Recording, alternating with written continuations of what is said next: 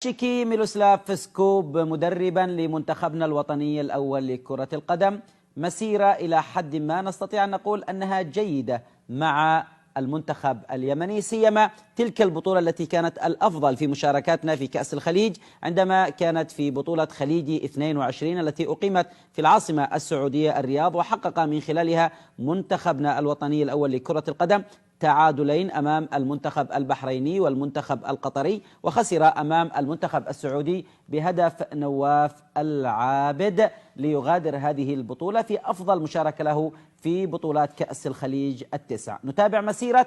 تشيكي سكوب مع منتخبنا الوطني الأول لكرة القدم.